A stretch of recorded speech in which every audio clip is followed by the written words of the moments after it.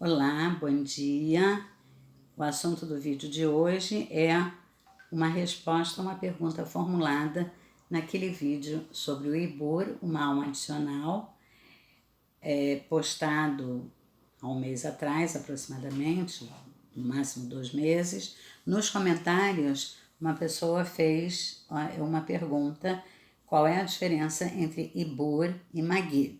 Eu achei essa pergunta bastante interessante e achei importante responder na forma de vídeo, porque é uma pergunta que eu acho que pessoas que sabem, né, o que é o Ibur e o que é o Magid podem fazer confusão. Então vamos lá. Para quem não viu o vídeo do Ibur, eu vou falar rapidamente. Depois, quem não viu, quem não assistiu e quiser se inteirar mais para poder compreender este vídeo de hoje, é só procurar o vídeo Ibur. Mas eu rapidamente vou esclarecer. Ibur é quando uma alma de uma pessoa elevada, de um tzadik, de um justo, vem em ajuda de uma alma encarnada em duas situações. Uma situação no cumprimento das mitzvot, quer dizer, no cumprimento dos mandamentos. Quando essa alma elevada, que não está encarnada, se identifica com aquela mitzvah, aquele mandamento que está sendo cumprido e corretamente cumprido. E a segunda situação é quando a alma encarnada está estudando, né, principalmente as escrituras, no sentido de se elevar espiritualmente, mas um estudo que leva à elevação espiritual, digamos, o estudo das escrituras, o estudo da Kabbalah, e essa alma também se identifica e pode acrescentar. Então essa alma vem em ajuda e ela como que adere, né, à alma encarnada, como se fosse a alma original, como se ela estivesse grávida de uma outra alma. Tanto que o nome Ibur é do radical ligado a feto, ligado a Shana Meuberet. Shana Meuberet é o ano de 13 meses, quer dizer, é um ano grávido de um mês a mais. Então a ideia é essa. Então o Ibur é uma alma que vem em ajuda, e aí as duas almas, a encarnada e a não encarnada, que veio em ajuda, mas já num plano bastante mais evoluído, as duas evoluem espiritualmente, uma ajudando a outra, porque os méritos da alma encarnada, tanto no cumprimento das mitzvot, quanto no estudo intelectual que faz das escrituras, nas descobertas, nas reflexões, a alma que veio em ajuda, que se chama Ibur, também é beneficiada, também é elevada, é mérito das duas, né? Quer dizer, então, elevação das duas almas no sentido espiritual, na direção do Tikkun, né? Esse Ibur, essa alma que adere, ela pode ficar até o fim da vida da alma encarnada, né? Então, a pessoa não sabe que ela tem uma alma coadjuvante, né? Uma alma em auxílio, ou o Ibur pode abandonar quando a pessoa se desvia da pesquisa ou se desvia do cumprimento dos mandamentos, enfim, mas é por um tempo mais prolongado, enquanto durar o estudo, enquanto durar o cumprimento das mitzvot. Isso é o Ibur. Aí a pergunta é, e o que é o Magid? O Magid também, Magid, a tradução da palavra Magid, a tradução, eu vou dar a tradução literal e vou falar do conceito, A tradução literal é um pouco diferente do conceito de Magid. A tradução de Magid quer dizer o relator, né? O narrador, o relator. E o conceito de Magid, na Kabbalah,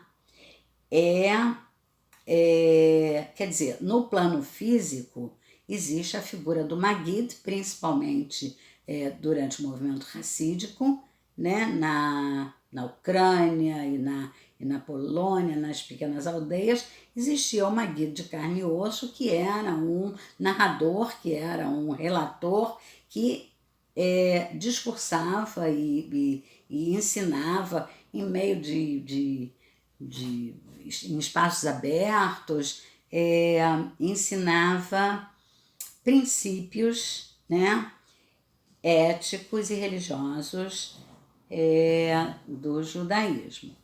Isso é no plano físico, a figura do Magid. Aqui em carne e osso ele aparece como o narrador ou como o relator. Mas no conceito da Kabbalah, o Magid é um conceito. Então vamos começar, né, com outra informação. Nós percebemos que desde o início da Torá existe uma comunicação entre a divindade e os seres humanos. No início da formação do povo judeu, a comunicação era direta. Tipo, Deus falou com Abraham, com o patriarca Abraham, Deus falou com Moshe diretamente, né? Abraham falou com Deus, inclusive, debatendo, né, na questão da destruição das cidades de Sodoma e Amorá, cidades de Sodoma e Gomorra, quer dizer, debatendo de igual para igual, de igual para igual. Então, aparece na Torá formas de comunicação entre a divindade e o homem. Só que essa forma de comunicação direta, ela durou muito pouco tempo e ela foi sendo substituída por outras formas de comunicação entre a divindade e o homem. E essas outras formas tem nomes, tem gradações, denominações diferentes. Alguns autores fazem uma gradação diferenciada. Isso surgiu mais, muito bem, quando terminou a época dos profetas. Porque a comunicação direta de Deus com os homens acabou. E ela continuou através da palavra do profeta, dos profetas bíblicos, né? Os profetas bíblicos, elas traziam a voz de Deus, né? Traziam não a voz, mas a mensagem de Deus. Os profetas foram uma forma de comunicação entre Deus e os homens. Mas a profecia também acabou. A profecia acabou 500 anos antes da Era Comum, quer dizer, 2.500 anos atrás, com os profetas Hagai, Malachi e Zacariá. E não sei se nessa ordem, mas esses foram os 3 últimos profetas que tinham inspiração divina. Então isso cessou. Mas a comunicação divina, a literatura, as escrituras judaicas continuam relatando gradações e conceitos dessa forma de comunicação. Então, eu vou tentar fazer uma graduação cronológica, mas ela não é unanimidade. Pode ter, em uma comunidade ou outra, pode ter uma troca. Então, depois dos profetas, né? Então, como é que ficou a comunicação da divindade com os homens, de Deus com os homens, que de início era direta, depois passou pelo intermédio, né, dos profetas, por inspiração divina, e depois ela passou por gradações do tipo Bat Kol. Bat Kol quer dizer uma voz. Uma voz. Bat Kol quer dizer diminutivo de voz. O diminutivo de voz pode confundir com outro diminutivo. Então, imaginem o diminutivo de voz. Então, Bat Kol é uma pequena voz, né? Uma forma de comunicação. Tem também outra forma de comunicação, Ruach HaKodesh. Ruach HaKodesh é o Santo Espírito, e sempre através de um anjo. Tem outros nomes que eu vou dizer daqui a pouco, tem outras denominações. Por enquanto eu falei de profetas, Bat Kol, a pequena voz, e Ruach HaKodesh, o Santo Espírito. Tem outros nomes. Isso é de comunicação direta. Vou continuar já, mas quero fazer aqui uma pausa para explicar que a primeira diferença entre Ibur e o Magid é que o Ibur é a ajuda de uma alma não encarnada. E o Magid é a ajuda de um anjo. Por que anjo? Porque anjo e mensageiro em hebraico é a mesma palavra, malach, quer dizer, é um intermediário. Então, o Magid não é uma alma, não é a ajuda, o auxílio de uma alma desencarnada, evoluída, que vem em ajuda e internaliza, né, junto com a alma original encarnada. É externo, é uma comunicação externa, avulsa e rápida e eventual. Pode acontecer nunca na vida de uma pessoa, e pessoas que têm mérito ou mérito ou por outras questões que não conhecemos, podem ter eventualmente, não é frequente, não pensem que é todo dia, não procurem, é bom não ficar justificando, usando muito esse recurso, que é um recurso muito sério. Então, o Magid, ele vem em ajuda, mas não através de uma alma, mas através de um anjo. E nós temos um vídeo da diferença entre alma e anjo, tá? Que a alma nunca vai ser anjo e anjo nunca foi alma. São dois conceitos completamente diferentes. Vocês podem resgatar esse vídeo com esse nome, Almas e Anjos, e se inteirar. Então, essa é uma das diferenças. A literatura, quer dizer, não só a literatura sagrada, as escrituras sagradas, mas também a literatura literária, literatura de ficção, fala muito da ajuda do profeta Elias.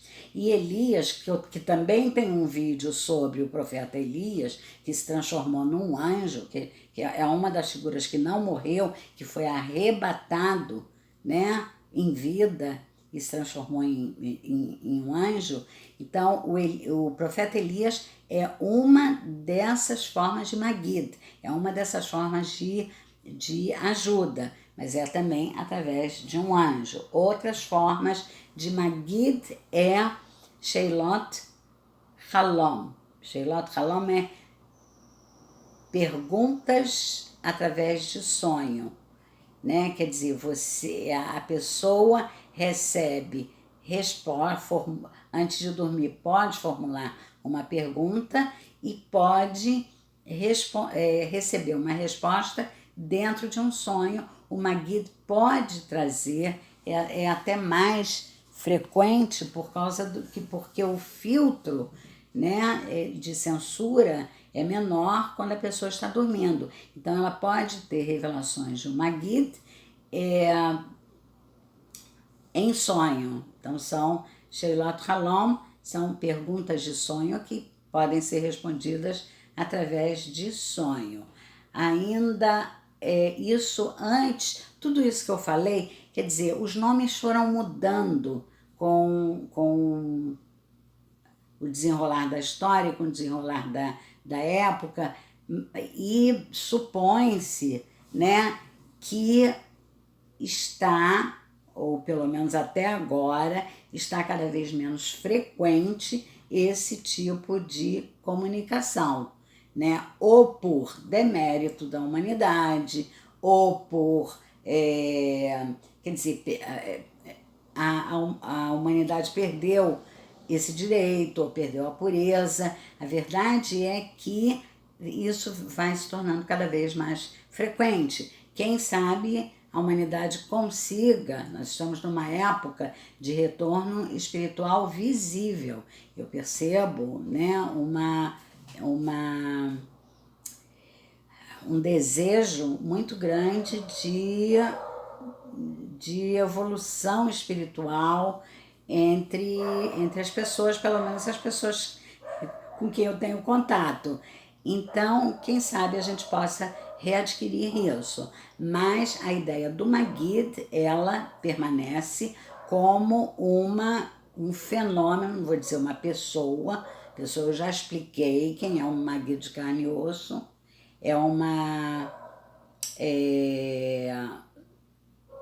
do ponto de vista espiritual, como conceito, é uma força, né?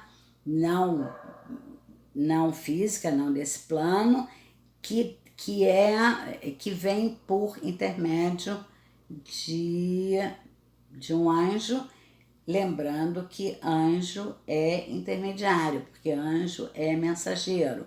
A palavra malar é para anjo e é para mensageiro. E tem um conteúdo de comunicação divina e que vem através de um anjo. O que vem dentro dessa comunicação? Um esclarecimento de alguma dúvida para a evolução, ou até fatos que podem vir a acontecer.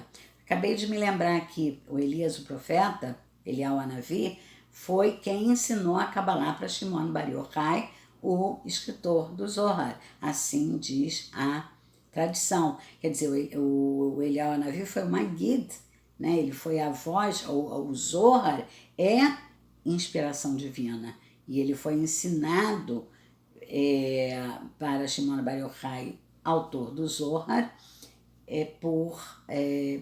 através de uma guide, que é o Eliyahu Hanavi. Na Cabala luriânica, o Chaim Vital, que é o aluno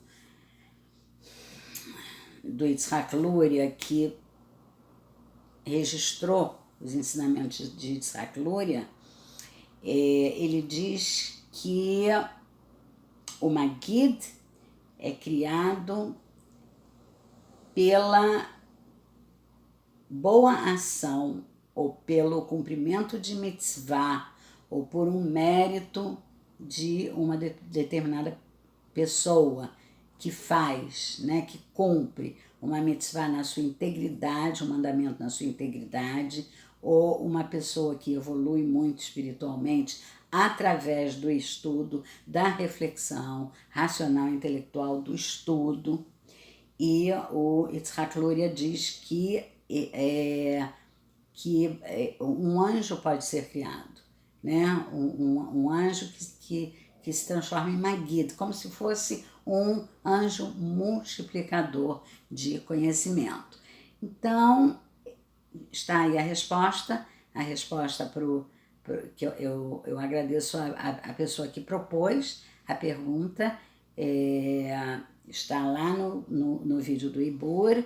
Eu gostaria muito que vocês comentassem, é um tema difícil, eu espero ter transmitido, né, dentro de uma possibilidade de compreensão nesse plano, e eu gostaria muito que vocês curtissem, comentassem, perguntassem, dessem ideias, se inscrevessem e divulgassem o canal, para que o canal tenha mais visibilidade no YouTube, porque não tem nenhuma. São as pessoas interessadas no tema que procuram, mas quem não sabe, não sabe, né? Então, o engajamento do canal no YouTube depende muito das pessoas que gostam do tema, conhecem outras pessoas que gostam do tema, e é uma maneira do canal continuar no ar. Muito obrigada àqueles que assistiram até o final e até o próximo vídeo. Tchau!